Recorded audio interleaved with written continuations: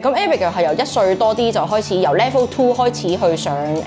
ESF 嘅 Play Group 啦。咁完成咗之後就去 Level 3，跟住之後就係 Little Explorer 嘅 program。咁我哋亦都去參與，咁嘗試俾佢做一啲分離嘅班啦，預備去上 PK 咁樣咯。Abigail 始終都係好細個啦，即係 Pre-K 嘅 age，我哋未有一啲好 predetermined 嘅方向俾佢。咁就正因為咁樣，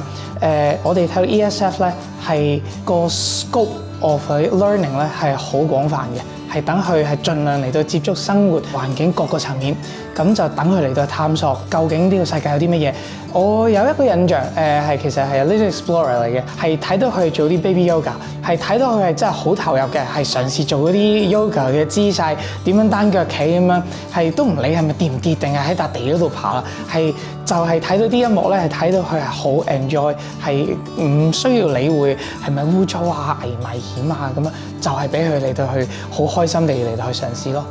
咁佢好中意玩啲好似筆嚟筆去嘅嘢啊，即係佢哋整到啲 set up 好靚、好 colourful 嘅一啲水啊，咁同埋 pipette 嗰啲咧，佢好中意擠嚟擠去，咁佢覺得好新奇，因為以前從來喺屋企冇接觸過呢一啲。第一次同阿 Abigail 有個 field trip 啦，係一個 forest 嘅 field trip 嚟嘅。喺班房之外嚟到學習接觸大自然，係踩埋落啲山澗入邊嚟到去做一啲任務，揾啲石仔。因為我哋 field trip 嗰陣咧係要行山嘅，係真係一啲行山徑嚟嘅。咁就 Abigail 當時係直情係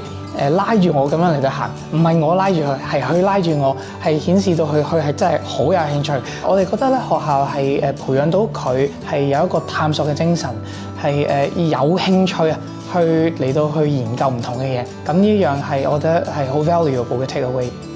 同埋我覺得另外就係佢本身 ESF 嘅課程啦，咁我最深嘅體驗就係佢哋好似將我哋嘅生活係融入喺佢學校嘅課程入邊啦。咁例如佢哋之前嗰排即係可能教一啲 weather 嘅認識啦，咁又同佢哋俾佢哋帶啲水槍啊，咁樣翻到嚟玩水啊，即係知道原來落雨就要着雨褸雨衣咁樣啦，有水嘅時候應該要即係點樣做啊咁樣啦。咁我覺得呢個生活體驗係佢哋平時喺其他可能啲傳統嘅教學上邊，可能冇啲咁嘅，即係唔會俾佢哋咁樣塞住個身咁樣嚟到玩咁樣啦。咁我覺得呢個體驗係即係幾有趣，同埋即係個方式係令到佢哋更加入腦咁樣。PK 點樣幫助到佢哋考入去ESF 嘅 K1 咧？就係佢哋首先本身佢哋有個 mock 嘅 interview 啦，咁就可以幫助到個小朋友，同埋亦都幫助到個家長點樣去適應嗰個面試嘅模式。因為佢哋個 interview 係 pay base 咁樣啦，咁而佢哋返學都係 pay base 嘅形式。咁佢哋每去 interview 嘅時候就好似感覺就好似去返學一齊咁樣去玩咁樣，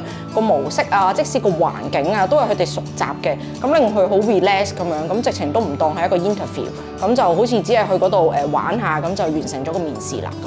老師家長之間嘅溝通係做得好好嘅。咁例如我哋而家返咗半年有多啦，咁其實佢已經有2個 term 嘅 parent teacher 嘅 conference 咁樣啦，咁就可以單獨同 Miss Little 有個溝通，可以了解返 Abigail 喺課堂嘅情況啦。咁亦都會就住 Abigail 課堂嘅情況提出一啲建議啦。例如好似我哋啱啱見 Miss Little 同我哋講話，其實 Abigail 好似即係都已經 ready 去戒片咁樣啦，即係老師會配合我哋去